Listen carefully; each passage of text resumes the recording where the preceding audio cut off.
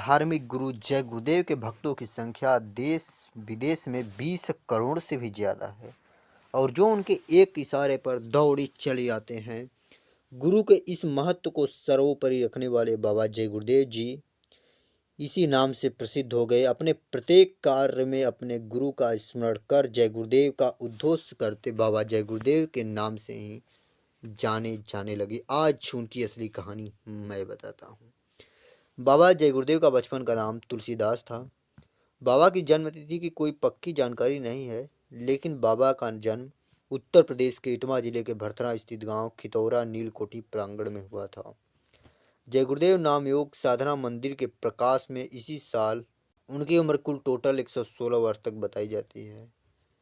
वे हिंदी, उर्दू और अंग्रेजी में पारंगत थे। उन्होंने कोलकाता में 5 फरवरी 1973 को सत्संग सुनने आए अनुयायियों के सामने कहा कि मैं अपना पहले परिचय दे दूं।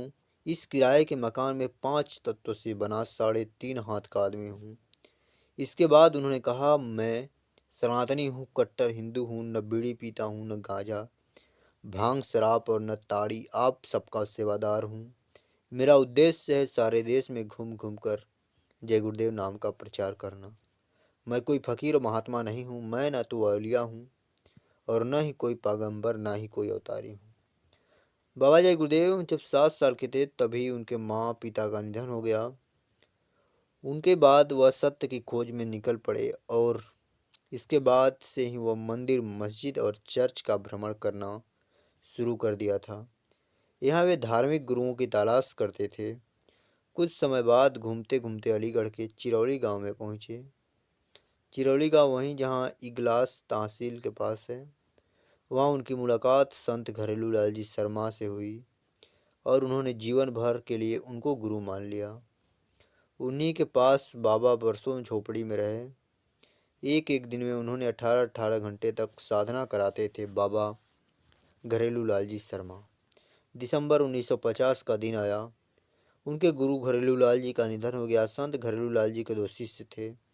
एक का नाम चंद्रमा दास और दूसरे का नाम तुलसीदास, यानी बाबा जय गुरुदेव। कालांतर में चंद्रमा दास भी नहीं है, ना ही बाबा जय गुरुदेव हैं। गांव चिरौली में गुरु के आश्रम का राधा स्वामी सत्संग भवन के नाम से जाना जाता है। वहां घरेलू लाल जी महाराज के सत्संग भवन के साथ ही चंद्रमा दास की समाधि स्थल है। बाबा जय गुरुदेव आज़ादी से पहले वे अलीगढ़ में अपने गुरु घरेलू लाल शर्मा से दीक्षा लेने के बाद वे पहली बार 10 जुलाई 1952 को वाराणसी में प्रवचन देने के लिए सामने उपस्थित हुए। जब प्रवचन देने लगे, इसके बाद करीब आधे दशक पूरे देश में तुलसीदास महाराज यानी फिर से बाबा जय गुरुदेव की धूम रही। 29 जून 1975 की आपातकाल के दौरान वे जेल गए। आगरा सेंट्रल ब्लेरी जेल, बेंगलुरु की सेंट्रल जेल, बाद में उन्हें नई दिल्ली के तिहाड़ जेल से लाया गया। वहां से वह 23 मार्च 1977 को रिहा हुए। जय गुरुदेव के अनुयायी इस दिवस को मुक्ति दिवस के रूप में मनाते हैं।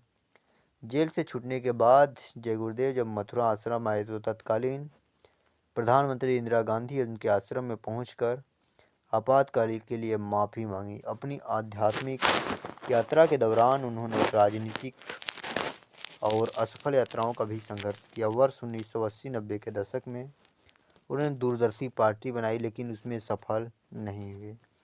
उन्होंने संसद का भी चुनाव लड़ा, लेकिन जीत हासिल नहीं हुई। वर्ष 1948 का दिन आया। बाबा जय गुरुदेव मथुरा में किसी एकांत स्थान पर अपना आश्रम बनाकर गरीबों की सेवा करने के लिए कहा। जब उनके गुरु का 1948 की अगहन सुदी दशमी को दिसंबर में शरीर नहीं रहा, तब उन्होंने अपने गुरु स्थान चिरौली के नाम पर 1953 में पहले कृष्णानगर मथुरा में चिरौली संत आश्रम की स्थापना की। उसके बाद 2002 में यहाँ पर दर्शन होना आरंभ हो गया। दोस्तों, जय गुरुदेव जी के यहाँ मेला भी लगता है। यह मेला 5 दिवसीय होता है और यह मेला मथुरा में लगता है। अपने आश्रम में 160 फीट ऊंचा मंदिर भी बनवाया है और धीरे धीरे कई मंदिरों का स्थापना बाबा जय गुरुदेव ने किया। वैसे ही एक दिन आता है 18 मई 2012, रात के 9:30 बज रहे थे और ऐसे ही एक दिन आया, बाबा जय गुरुदेव का 116 वर्ष की उम्र में निधन हो गया। शुक्रवार 18 मई 2012 की रात मथुरा में निधन हुआ।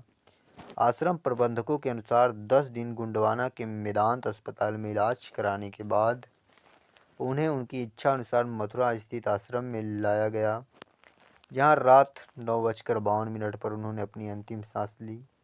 उनका हिंदू रीति रिवाज के अनुसार दाह संस्कार किया गया। यहाँ 20 करोड़ लोग, देवतुल्य बाबा अब इस दुनिया में नहीं रहे। 20 करोड़ लोगों ने उनकी विदाई दी। विदाई करने के बाद सभी लोग थोड़ी निर्वस थे। इसी के साथ बाबा जय गुरुदेव का निधन एक युग का अंत हो गया। दोस्तों, वीडियो कैसा लगा? अगर अच्छा लगा तो वीडियो को लाइक, और चैनल पर नए हो तो चैनल को सब्सक्राइब कर दीजिएगा। इसी से रिलेटेड सारी जानकारी